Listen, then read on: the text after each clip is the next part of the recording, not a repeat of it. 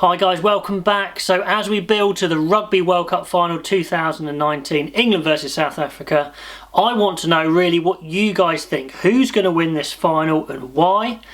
Now, obviously England are favourites. They're pretty big favourites by the way they demolished Australia, then New Zealand for sure. South Africa haven't been flowing, but they've got there. But I would remind you, in 2007 when England reached the World Cup final with South Africa were huge favourites. And England were probably, one shoe size too big away from winning that match, even though they were underdogs. They had the likes of Percy Montgomery, Brian Habana, Bacchus Botha, Victor Matfield, Schmitz, all these great players.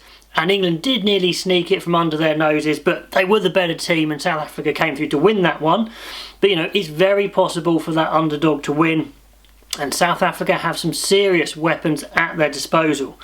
So yeah, I'd like to know what you guys think on selections, on tactics, who should change what.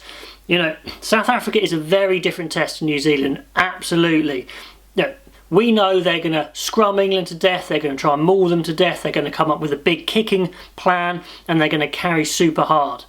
Are they going to do anything on top of that? Well, evidence so far suggests no, and I can't see why they would, considering it's worked so far. But maybe they'll come up with something completely different we haven't seen. That would be cool, but I don't think that's going to be the case. And what's interesting is England are very good at all those areas that South Africa are strong in, but you wouldn't say England are stronger in any of those areas.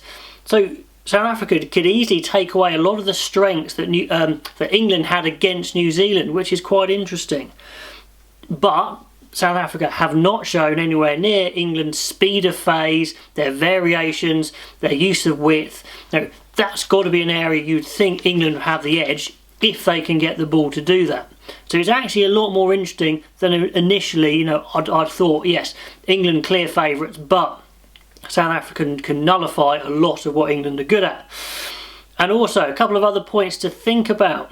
South Africa made loads of errors against Wales. Sure, it was one of the worst games I've ever seen in my life, technically, but if South Africa actually caught every ball, and executed every attack, they'd have won by a lot.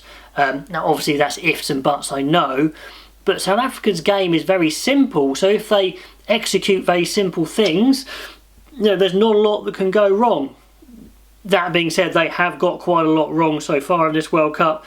People like Willie le Roux have been making a lot of mistakes, but it only takes one big performance for it all to come together. And their power game is unbelievable. It could milk penalties, it could get cards as well for England. That's something to think about. Anyway, selections, what's going to happen? I can't see South Africa changing a huge amount. I suggested starting Marks and Kitsoff, but Malherbe played well and Mbambi played well, and then the subs make a big difference when they come on. I mean, England could start Marler or Cole in the scrum to counter South Africa's physical threat there, but then with Marks and Kitsoff and the likes coming on later on, so you'd probably want to counter that anyway, so maybe they do change, maybe they don't change. And then the Ford-Farrell axis, will it survive? Eddie Jones has been very happy changing up the midfield for England, and with the threat that Deolande brings, Pollard's got a very good running threat as well.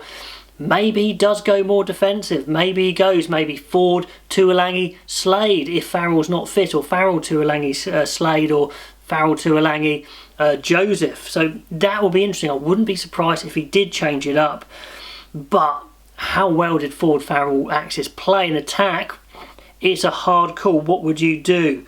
Anyway, England definitely favourites. If they can put anything like the game plan they put together against New Zealand, you'd think they'd win. But all those points I've raised just puts it in the back of your mind that South Africa could definitely win this game. So I want to know what you guys think. Why? Selection, tactics. Anyway guys, until next time, I will see you then.